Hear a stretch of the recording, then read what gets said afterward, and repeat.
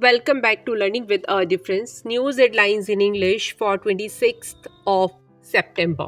And first of all, national news. Found 1-2 board members excessive dominance in big banks. RBI governor. Bangalore Bandh on 26 September over Kaveri water release to Tamil Nadu. India working on joint military doctrines to enhance synergy among forces. PM Modi on Monday congratulated India's women's cricket team for winning the gold medal at the Asian Games. Induction of C 295 aircraft heralds new era of Air Force IAF ex-chief. Punjab Vigilance Bureau filed case against ex-minister, conducted raids. Boy waved red shirt to flag track damage, prevented train accident. PM Modi unveiled 72-foot statue of Deen Dayal Upadhyay in Delhi. Panel formed to maintain, protect infrastructure created in New Delhi during G20. Central planned 60,000 crore housing loan subsidy scheme, a report said. And now some international news. Exploring potential hotline with China to prevent space crisis. US General. Ukraine's Odessa port hit, grain stores destroyed in overnight Russian attack.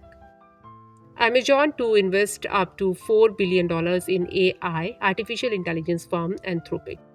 North Korea reopened borders to foreigners after 3 years, a report said.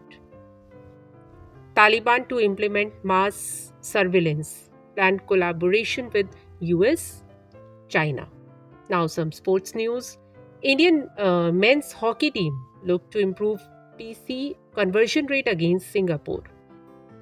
India defeated Sri Lanka to win a gold medal in women's cricket at the ongoing Asian Games 2023. India to face arch rival Pakistan in men's volleyball fifth place match.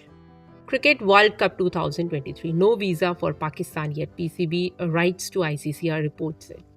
Indian women's cricket team and shooters won gold medals as the total medal tally increased to 11. Business related news. FPIs remain net sellers for the fifth straight day.